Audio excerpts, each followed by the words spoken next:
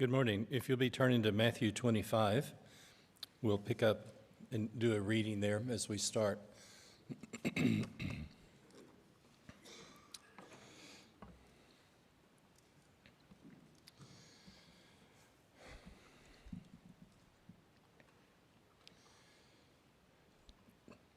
Two or three times through the years, I have been in a room where the wife kissed her husband goodbye for the last time. And sometimes those last conversations are really important. Sometimes we don't get to have them, but sometimes those last conversations are really, really important. And in years past, I've just done lessons kind of through the Bible. What were the last things that Moses had to say to his people? What was the last things that Jacob said? See what I'm saying? There were these last things that people said. And I oftentimes think about that when we read Matthew 24 and 25, because Jesus knows that he's within the shadow of the cross, and the end is very, very near.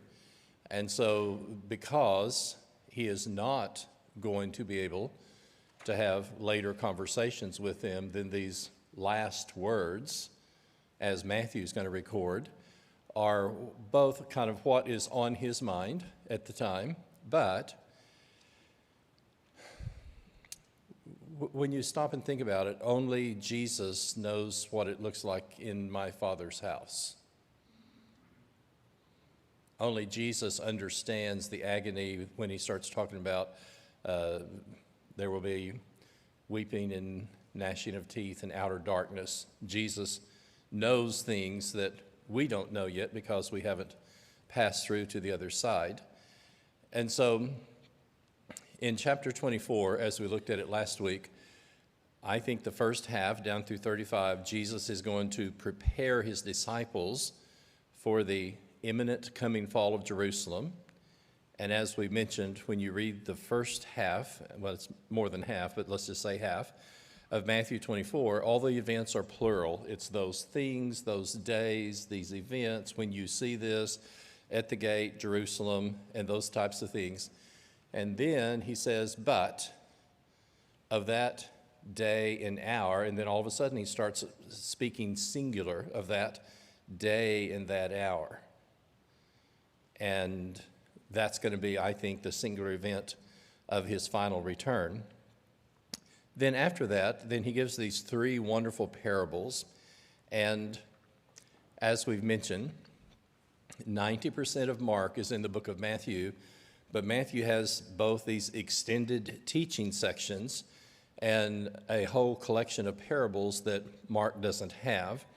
And so the first parable in chapter 25 is the parable of the 10 virgins. And then we're going to read the parable of the talents.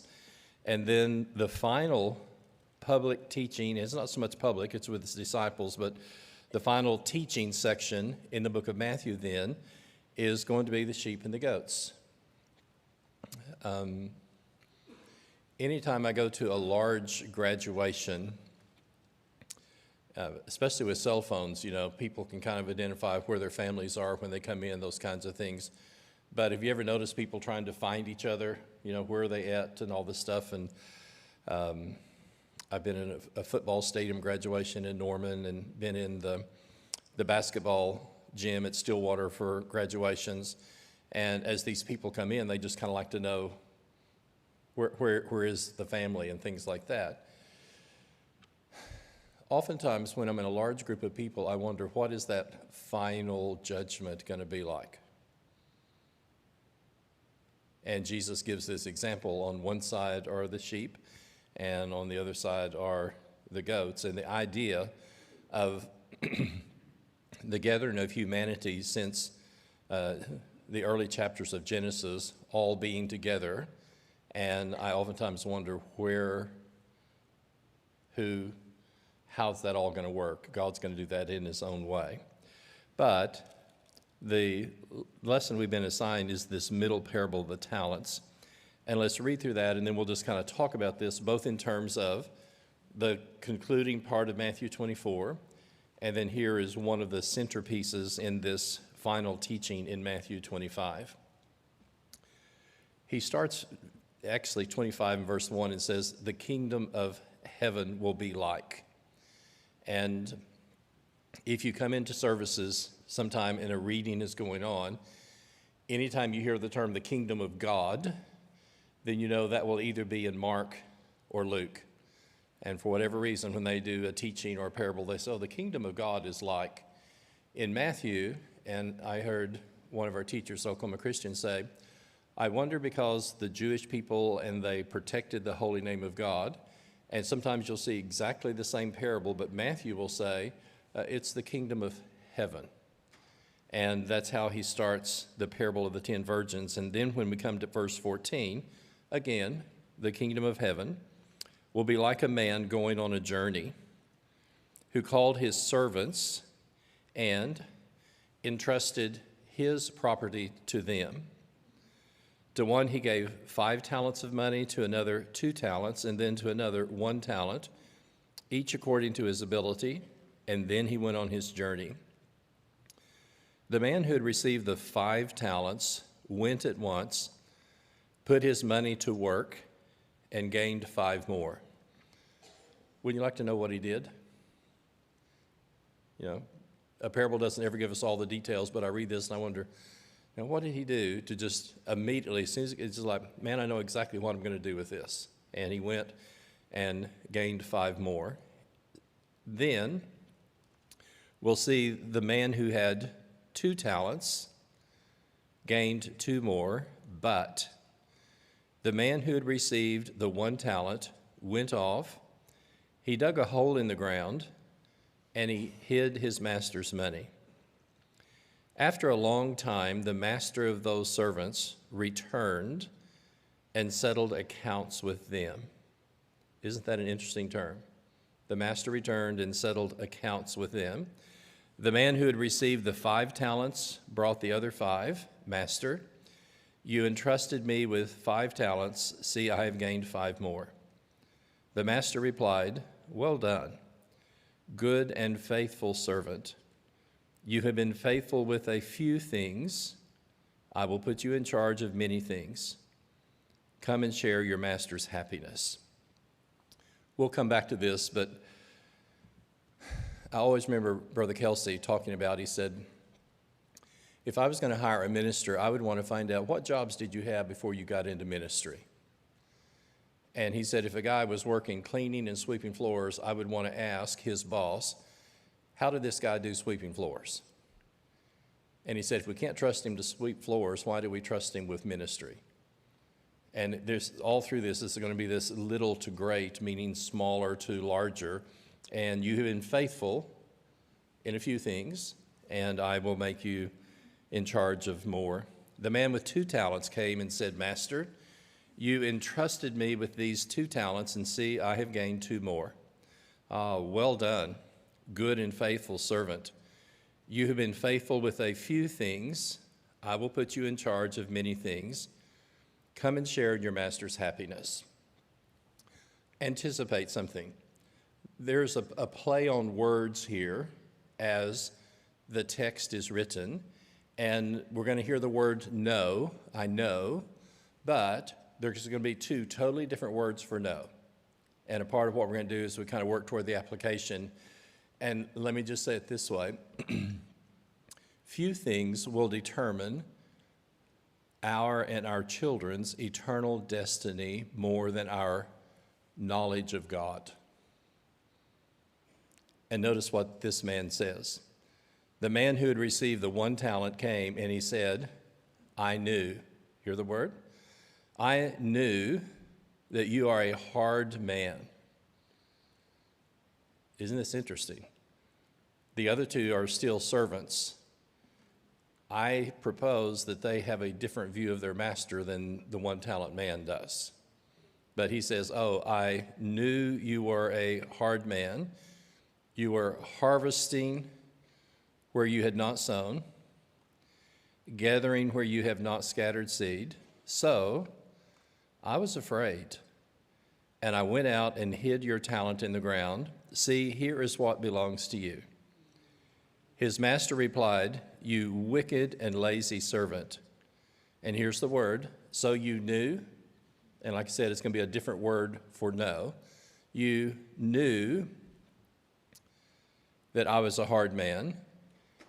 Well, let's say it the other way. "You knew that I harvested where I had not sown and gathered where I had not gathered seed. Well, then you should have put your money on deposit with the bankers, so that when I returned, I would have received it back with interest. Take the talent from him and give it to the one who has 10 talents. For everyone who has will be given more and will have an abundance. And whoever does not have, even what he has will be taken from him. Throw that," and this is to me the hardest words in the whole parable, "throw that worthless servant outside into the darkness where there will be weeping and gnashing of teeth." Let me go ahead and do the conclusion early and then just kind of be thinking about this as we work through. I think one of the sobering realities of this parable is that in the same way that each of the servants was called to give an account of themselves, guess who else is going to give an account? Each of us. And this to me is just one of these really sobering things about this parable, is that each was entrusted with certain amounts, varying according to what? Their ability. But then each then is going to be judged with their faithfulness for using what God, or let's say the master first, for what the master had given them, and the word was the master entrusted that to them. And I want you just to anticipate there will come a day where what? Every knee shall bow, every tongue shall confess Jesus Christ is Lord, to the glory of the Father, and each of us will be judged according to the things that we have done in this life. And one of the things that to me is always very interesting is that the word well done, good and faithful servant, the original word is just EU. Do you remember Timothy's mother's name? It's always, easy for me because at Oklahoma Christian, Lois McCord was Brother Hugo's wife. So Lois is the grandmother. She's the older one. But what's his mother's name? Eunice. EU, a lady who does good things, a lady who's involved in wholesome, well done. EU, well done, good.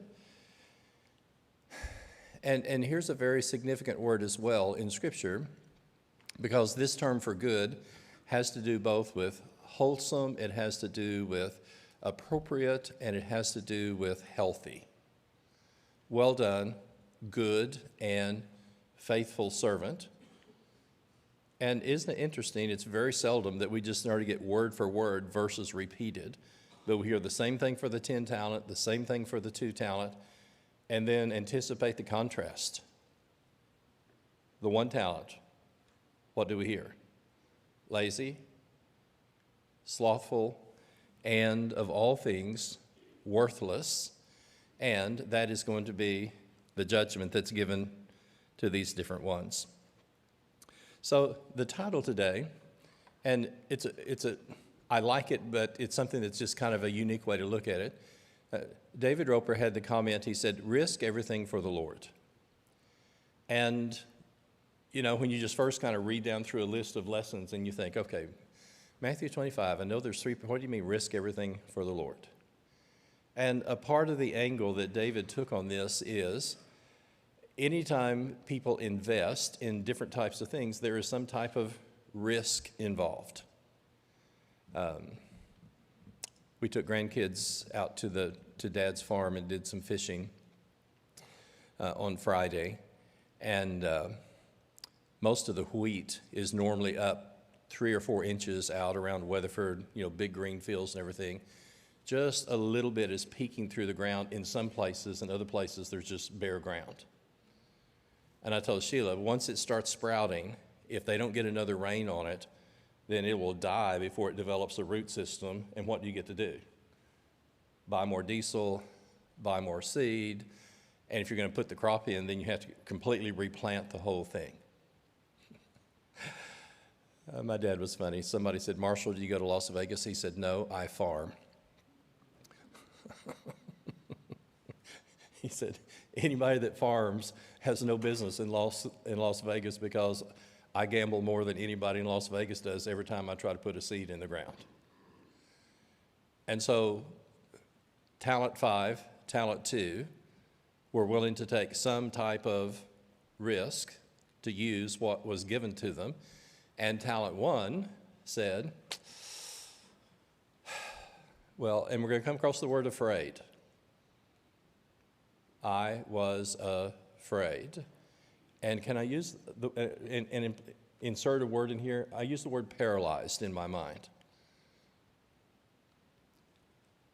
Fear, in various ways, can paralyze us and keep us from doing the things we ought to do. And just be thinking about that in terms of each of our unique giftedness.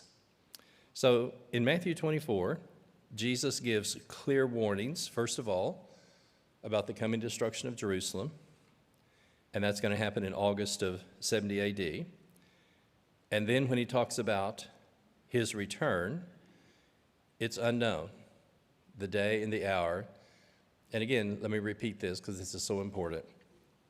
When Jesus says, no one knows the day or the hour, and then here it comes, not the angels or the Son of Man, but only God.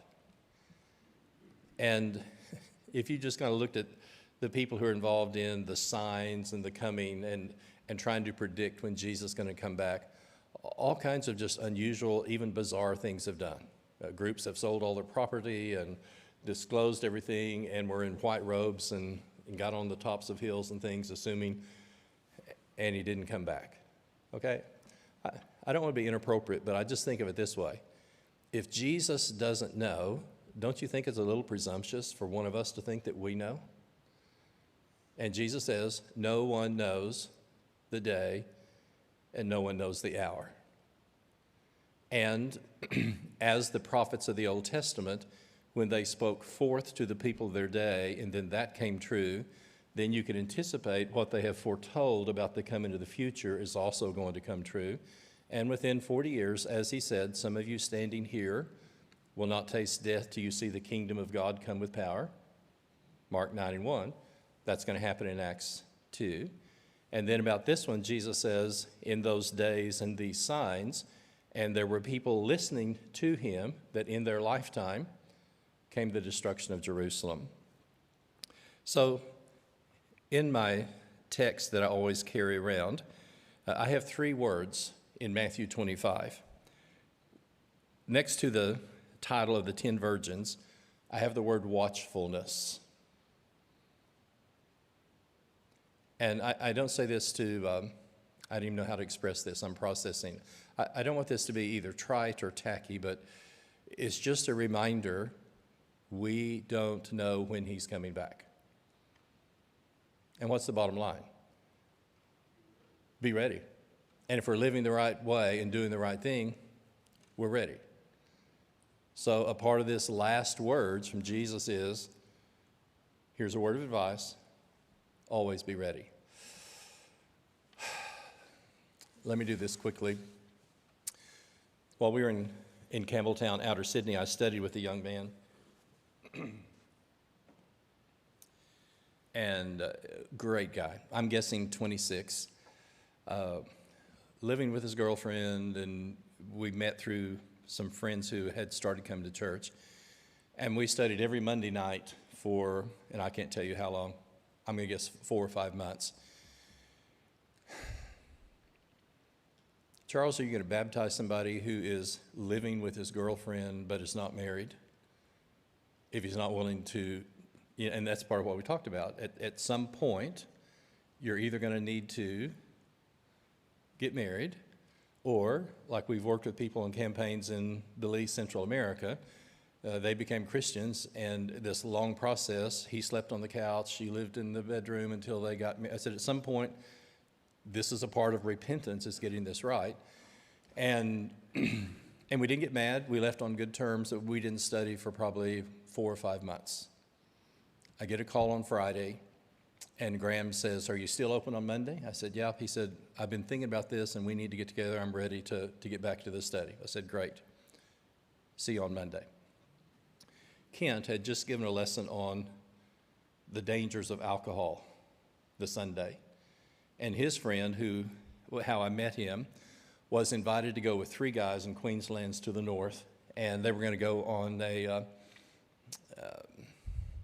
investment tour looking at properties. But the guy who had heard the sermon had just heard Kent talk about the dangers of drinking, and this guy knew that on this investment trip for property, there was going to be a lot of drinking and stuff, and so he declined.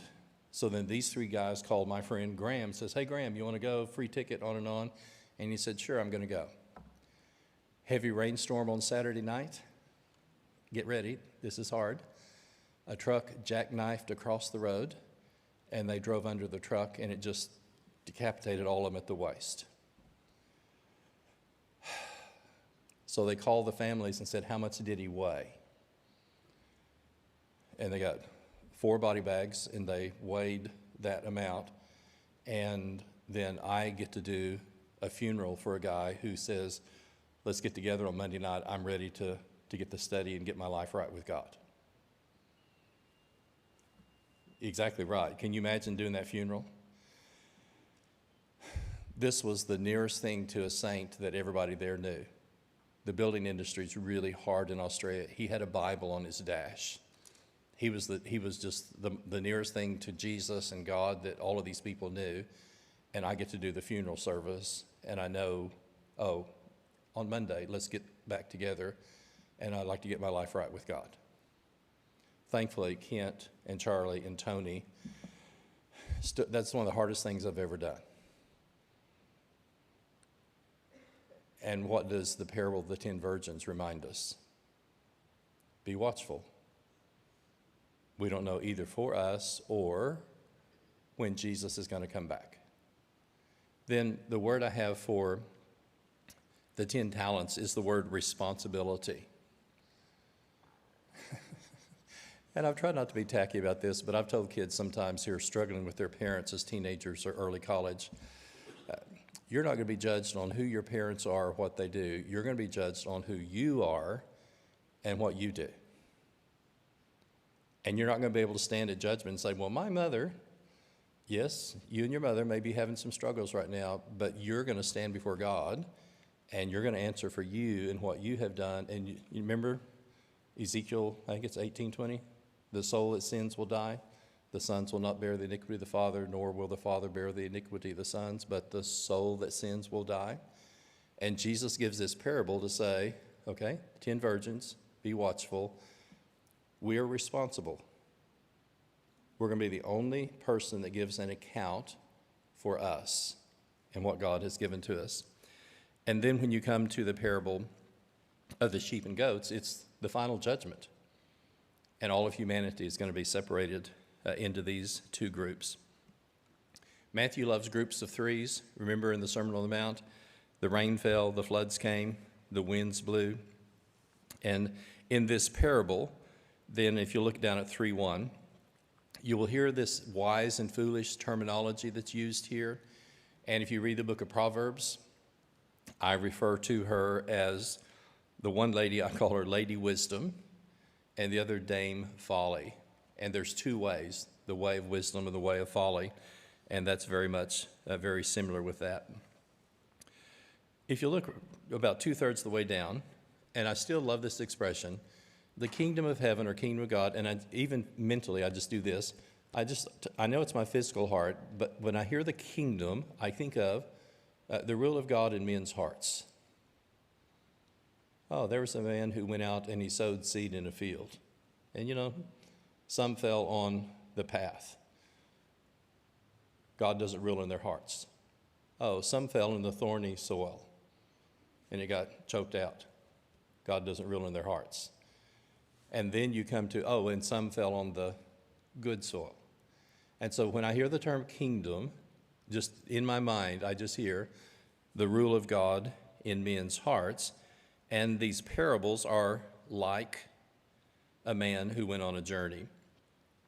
At the bottom of the English Standard Version, and I thought this was helpful, a talent. What is a talent? And I know, and it's not a misuse, we sometimes think of a talent in terms of given abilities, and that's true.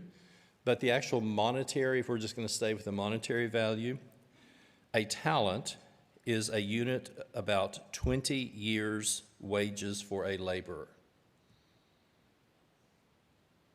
So the 5-talent man is given 100 years' salary for a worker.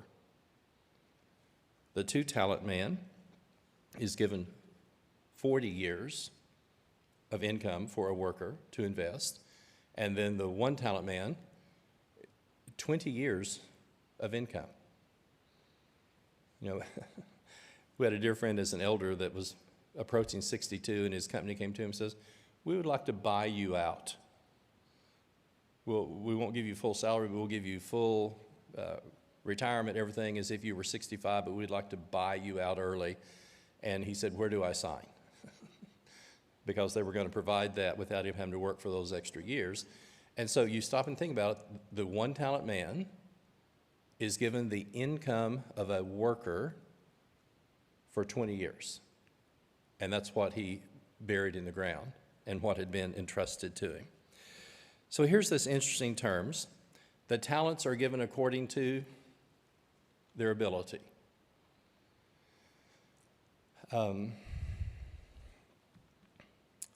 When you look at this word, it's the word dunamis, and I was surprised when I found this. Do you hear the word dynamite? Hear the word dynamic? I'm thinking of electricity, dynamo. The word oftentimes has this sense of like a strength or a power, but it also has the term capacity, the ability. This is embarrassing, but Sheila's dad, Craig's not here. It's nice when your son-in-law was really young, when you came to the family, you know stuff about him he didn't want anybody else to know. But Craig would say, "My dad flies out of Polly Wost." And if you don't know what Wally Post is, then here's this little guy saying, "My dad flies out of Polly Wost." And Sheila's dad was certified to fly 14-passenger Learjets down and was a fully certified mechanic for everything that he flew. Craig, you and him had got on really well. He's working for Mobile, breakdown in Minneapolis, buy a one-way ticket on Braniff. What do we need? FedEx in the part. Jack Dodgen fixes it, jumps in the plane, and flies it back to Oklahoma City. So he flies the OU governor to the OU Texas game and flies Senator Kerr to Washington, D.C. I can't fix squat.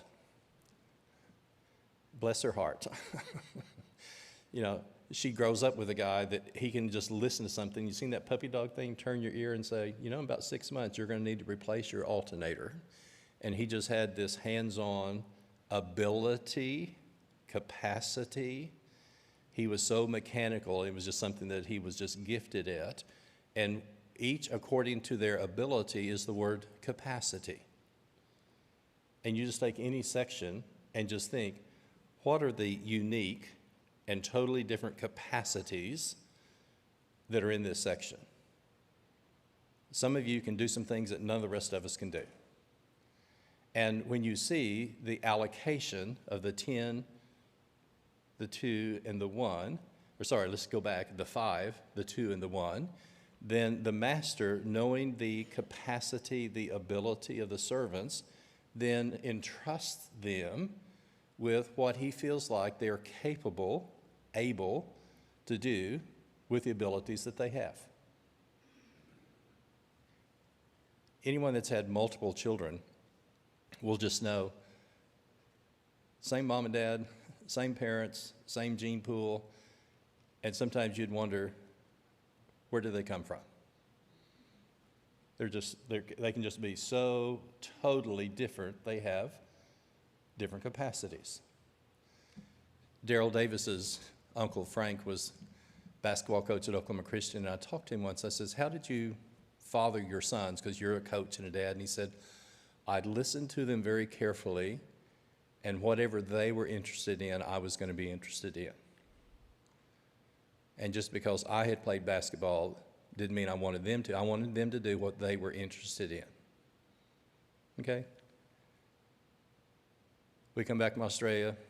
Heather's 10 years old. She goes to Six Flags once in Dallas with the teen group. Next year I said, Heather, are you going to go to Six Flags? She says, oh, no, Father. She said, why go to Six Flags again when you can read a book and go somewhere you've never been before? Okay? Most seventh graders aren't like that. But that was her. I've been there. I enjoyed it. All the rest of the kids, oh, we're going to Six Flags. Isn't this great? Capacity, ability. And to her, why, no. You had to sit in the bus, and you had to be close to all those people, and you drove all the way to Dallas. Look at how much time you wasted, and you could have been reading a book and going someplace in the world in your mind that you've never been before, and so why go back to the same place? Well, with that capacity, then as a parent, you try to encourage that. And so what did the master do? Knowing the abilities of each of the servants, then he gave them the money according to the ability, the capacity that they had. The poor guy went and dug a hole and hid it in the ground. You remember Matthew 13? The kingdom of heaven is like a man walking through a field, and what did he find?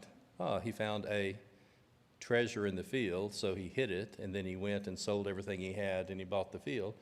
Not having banks, then people oftentimes hid their money in the ground. Chris Miller on Sunday night, me and my partner were making really good money.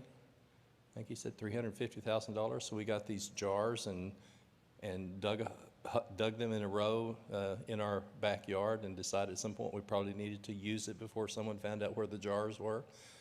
People have done this forever, but the guy who was afraid, rather than taking the risk of the investment, hides it in the ground. So at the very bottom, the judgment, both of the servants and us, is individualized, it's personalized. And notice this, like for example, in Matthew 7:2, with the judgment that you use, it will be used to you. Isn't that an amazing verse? But I think about it from this way. And for some of us guys, this is getting easier. Do you have any idea how many hairs on your head right now? And I mean, physically, just think about that. God knows the number of hairs on your head.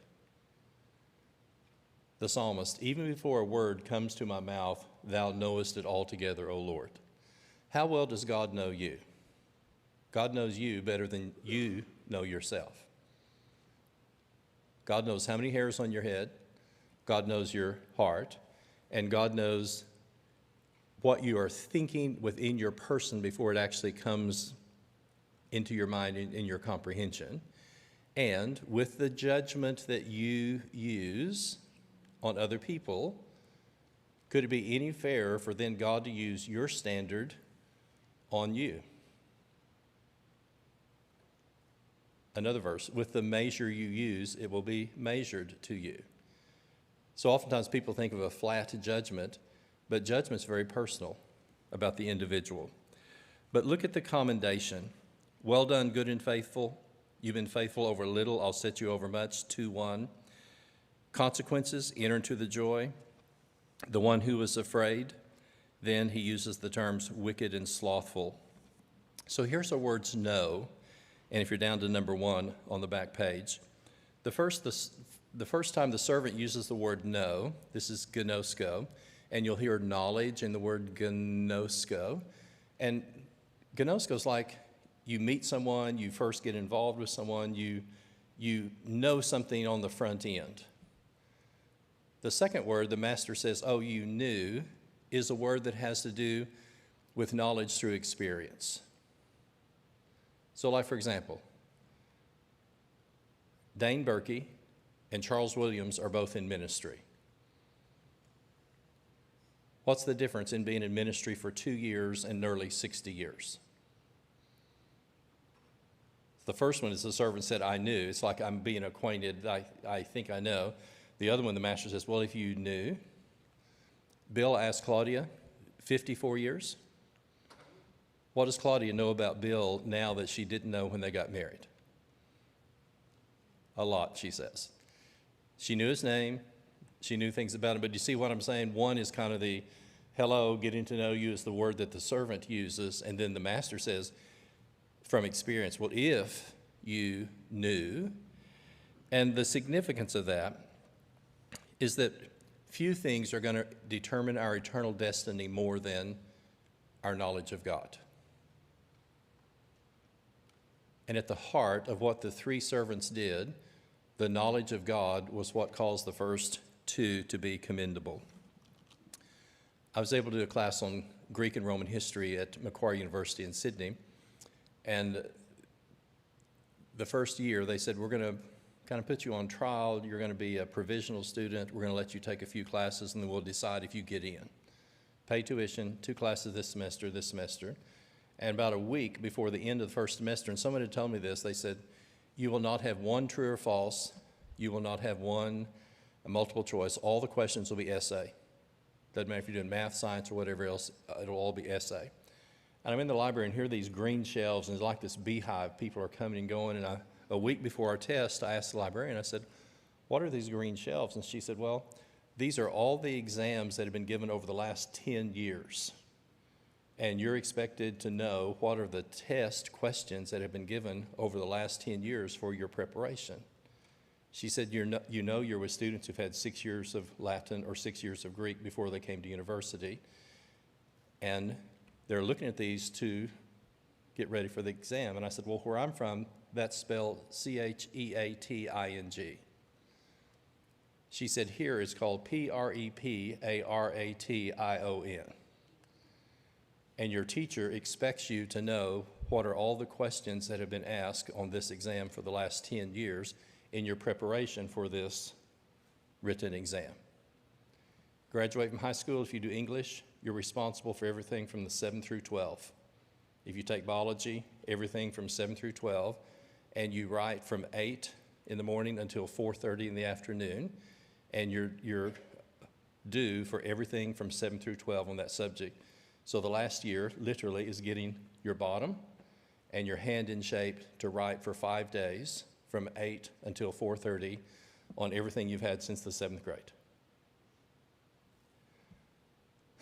Well, at least I had a week to get ready for the exam.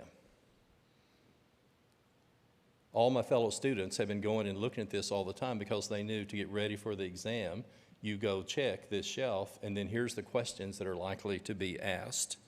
And you look at Revelation, I will not blot his name out of the book of life. And then the dead are judged out of the things which are written in the books according to their works. This is a bit silly, but it was true with my great-grandmother. Farm story, Granny sitting on the front porch, and a guy comes by, she's got her Bible in her lap, and he says, Granny, what are you doing? And Granny says, I'm studying for the final exam. And you stop and think, there's more than a grain of truth in that. Granny, what are you doing? She's got her Bible in the lap. I'm studying for the final exam. My great-grandmother, especially in months like this, sat on the front porch of her house, and guess what? She had the good book in her lap, and what is she doing? She's 85, but she's studying for the final exam. And just think about it, not something to be afraid of, but something to know about. There will come a day where we will all stand before the judgment. We won't be judged on anything else but the abilities that we have been given. And what do we hope to hear? Well done, good and faithful servant. And my question for you is, how are you doing in studying for the final exam.